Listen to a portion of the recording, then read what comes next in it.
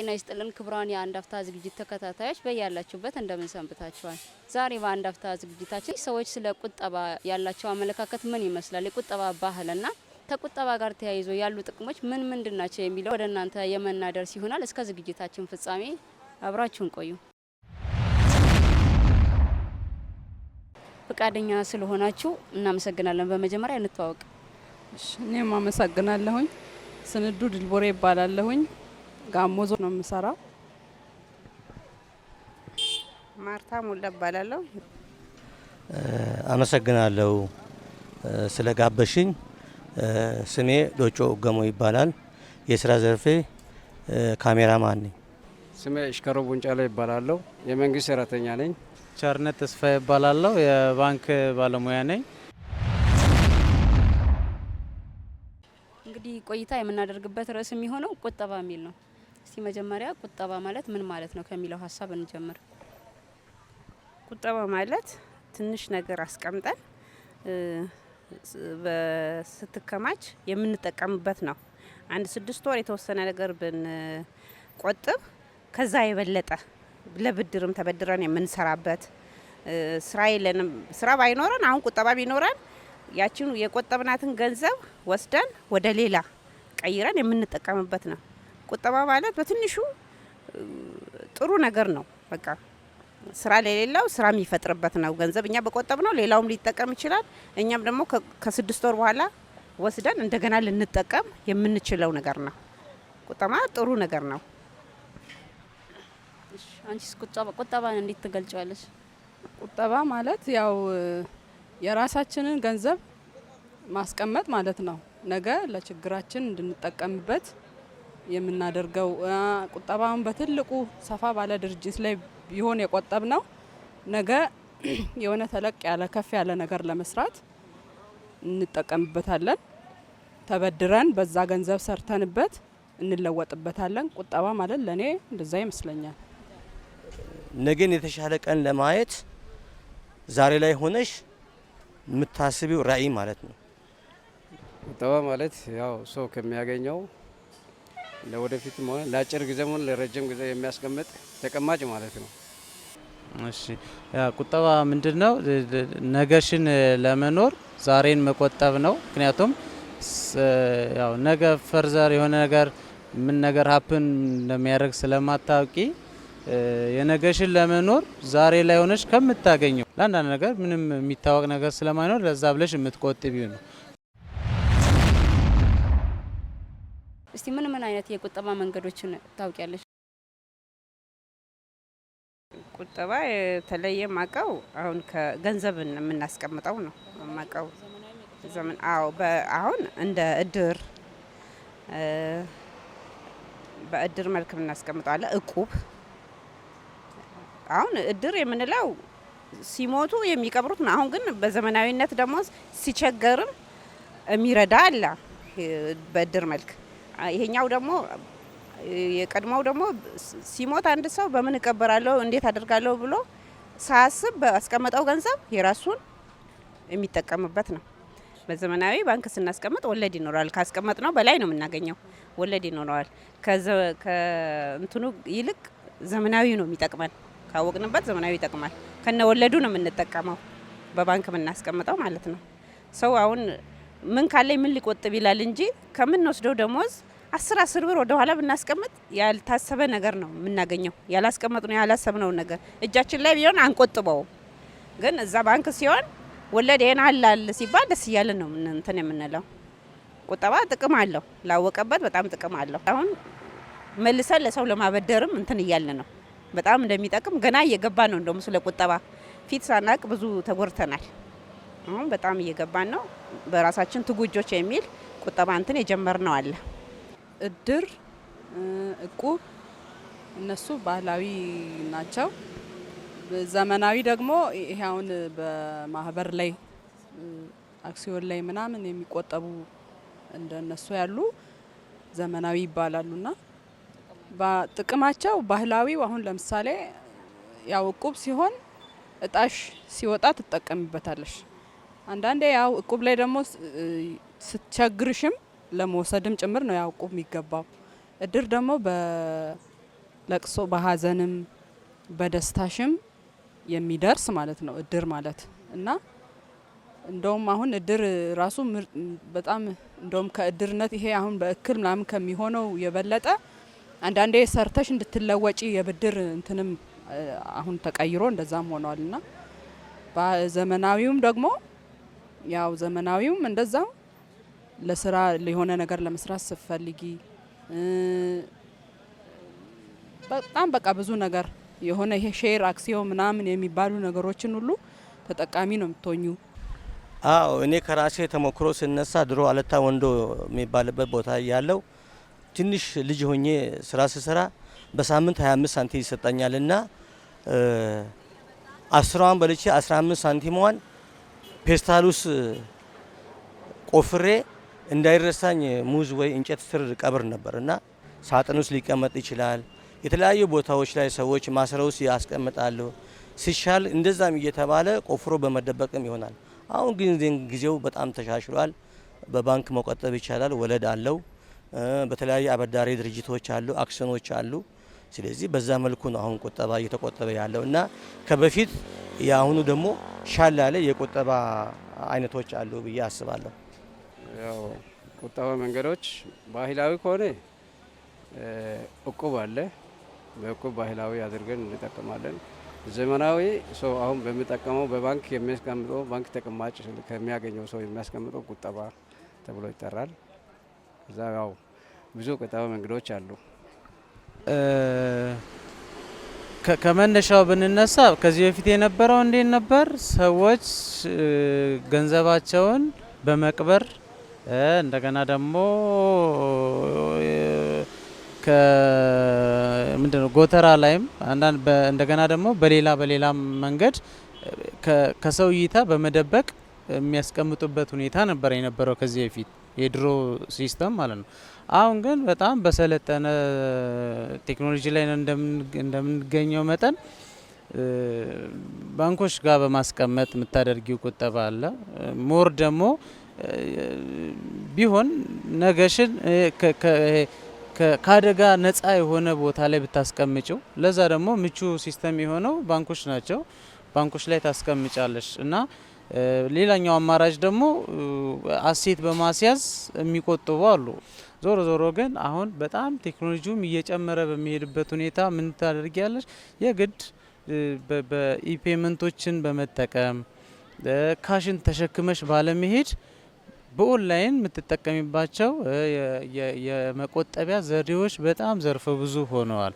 ያው ከቴክኖሎጂው ጋር አብሮ በማደግ ማለት ነው እና አሁን ላይ ያለው አብዛኛው ትላልቅ እንትኖች ላይም ስታይ ባንኮች ላይ በማስቀመጥ ነው። ምክንያቱም አንድ ሴኩሪቲ አያሰጋሽም፣ ፕላስ እዛ ባንኮች ላይ በማስቀመጥሽ እንደገና የኢንተረስት ሬት ተጠቃሚ ትሆኛለሽ እና እነዚህ ነገር ስላሉ ብሬኔት ላስቀምጠው ሌባ ወሰደብኝ እንደሚያሰጋ ምናምን ከጎርፍ ከአደጋ እሳት ምናምን የሚል ስጋት አይኖርብሽም። እንደገና ፕላስ አሹርድ ነው። ባንኩ ቢዘረፍ ባንኩ ቢቃጠል ምን ቢል ይከፍልሻል ያስቀመጥሽው ብር እና ደህንነትሽንም የሚያስጠብቅ ስለሆነ አሁን ላይ ሞር በጣም ምቹ ዘመናዊ የሆኑ የባንኮች ነው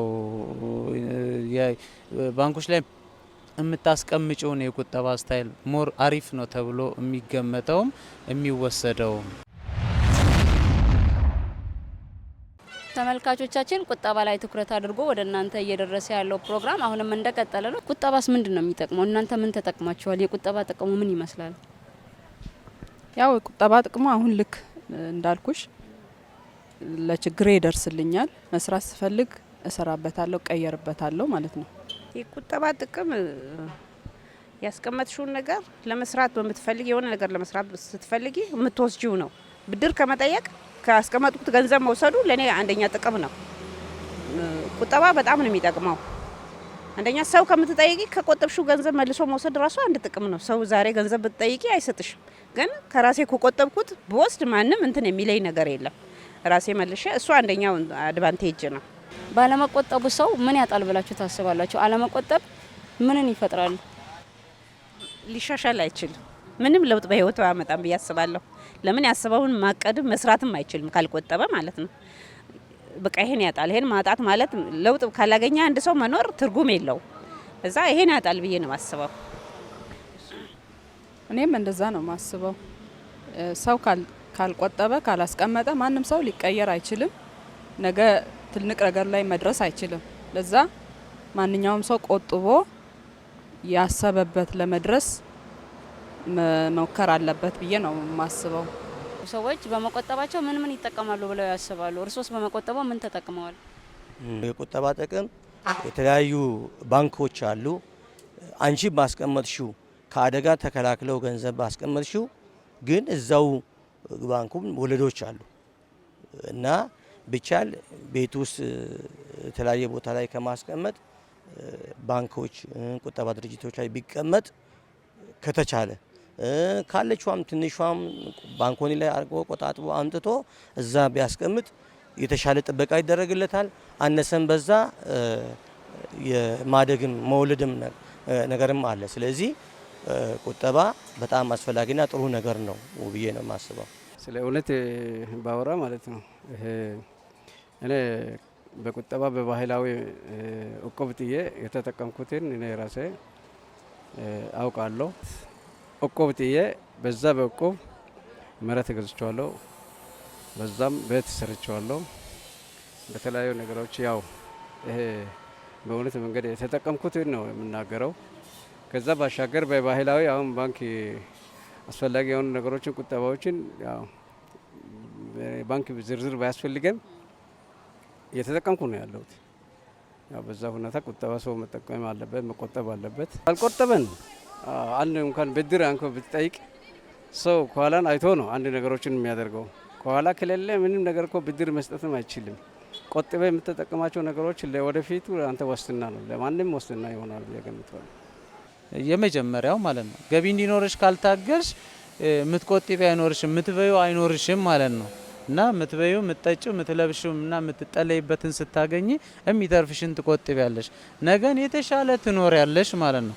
እንዳለ አሁን በየትኛውም ከተማ ላይ የትኛውም ቢዝነስ የሚሰሩ ሰዎችን ስታያቸው አሁን ላይ እንዲዘና ብለው ሪላክስ አድርገው ተንደላቀው የሚኖሩት የሆነ አመታትን ሰርተው ደህና አድርገው ቆጥበው ስለኖሩ ነው እንጂ ያ ባይሆን በፊት የዛሬ 10 አመት የዛሬ 5 አመት ቢዝነሱን ሲጀምር የነበረውን ያን ላይፍ ነበር አሁንም የሚያስቀጥል የነበረው። እና የተሻለ ነገር ሰዎች ሲለወጡ እንትና ተለወጠ፣ እንትና ካምፓኒ አደገ፣ ብራንች አስፋፋ ምናምን የሚባለው ባገኘው ልክ እየቆጠበ ስለሄደ ነው። እና ቁጠባን ከመኖር ጋር እኩል የምታስተያየውን አለመቆጠብን ደግሞ ለምሳሌ ዛሬን ለምንኖረው ትላንት ላይ የምናስቀምጣት ነው ዛሬን እንድንኖር የምታደርገን እንጂ ዛሬ ከምታገኛት ሙሉዋን አውድመን ዛሬዋን አጥፍተሽ ነገ ምንም አንሰርቴን በሆነ መንገድ ላይ ምንም መተማመኛ አድርገሽ ነው ነገን የምትኖሪው። እና ሰዎች ባለመቆጠባቸው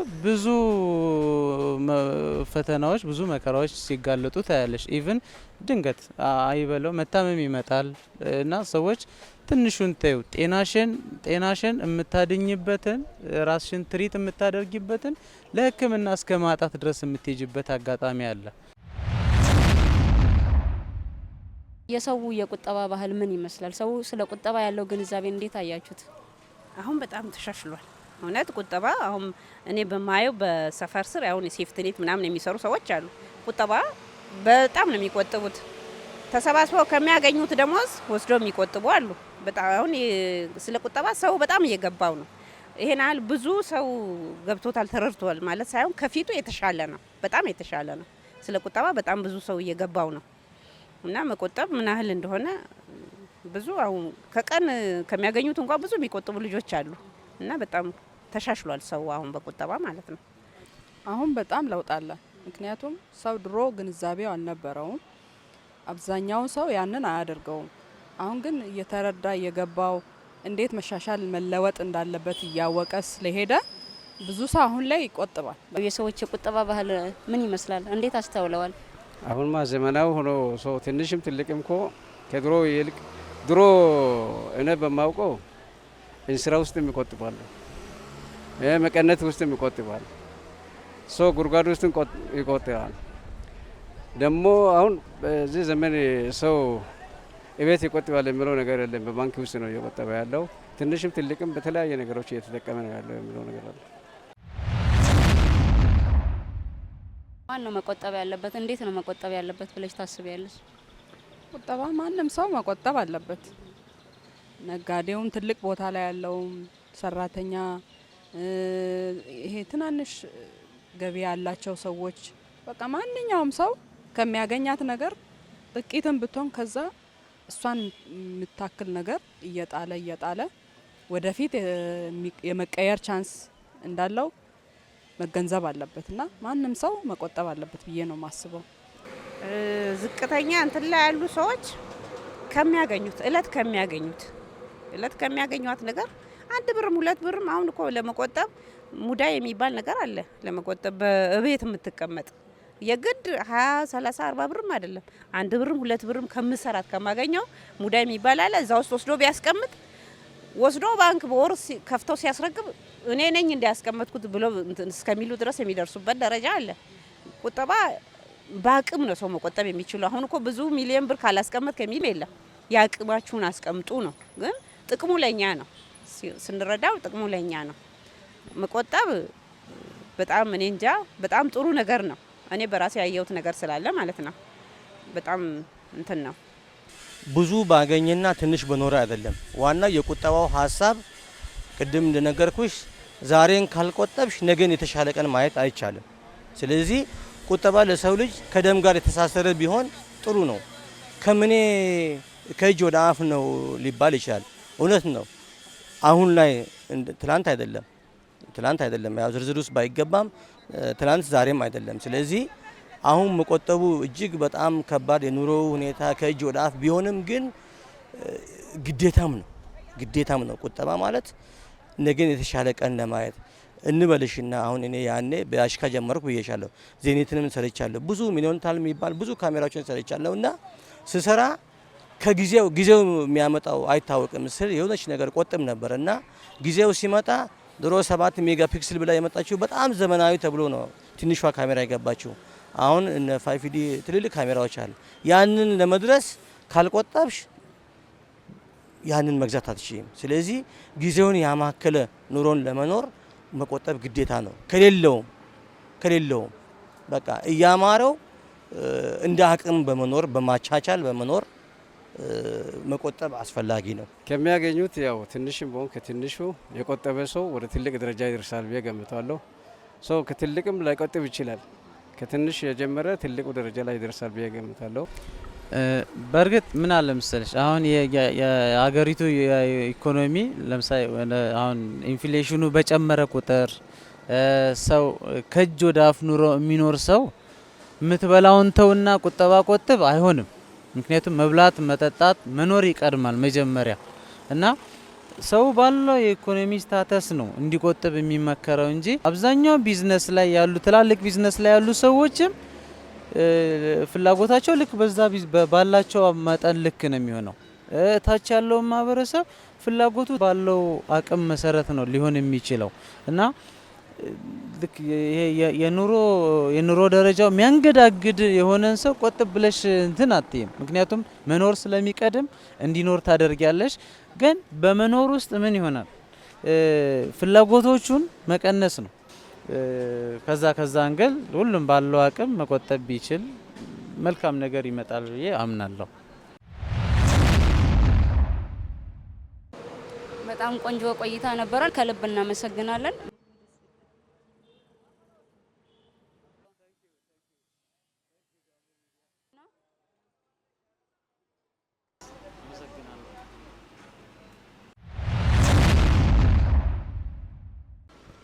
እንግዲህ ቁጠባ ላይ ትኩረት አድርገን ወደ እናንተ ስናደርስ የነበረው ዝግጅት እንግዲህ ወደ መገባደጃው ደርሷል። ቁጠባ ማለት ምን ማለት ነው? የቁጠባ አስፈላጊነት፣ ባለመቆጠብስ ምን ይደርስብናል? የሚሉ ጥያቄዎችን ዞር እያለን ስንጠይቅ ነበር።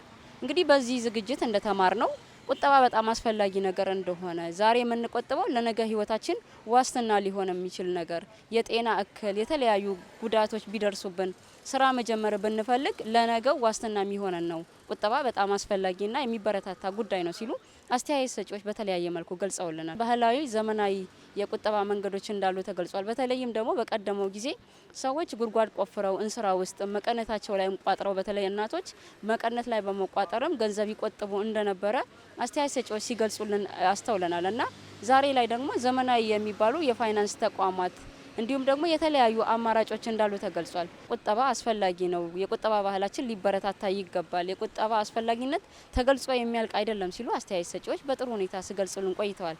ፕሮግራሙን አዘጋጅቼ ወደ እናንተ ሳደርስ የቆየሁት እኔ የአምላክነሽ ተረፈ ከካሜራ ባለሙያው ያቻ ብርሃኑ ጋር በጋራ በመሆን ነበር።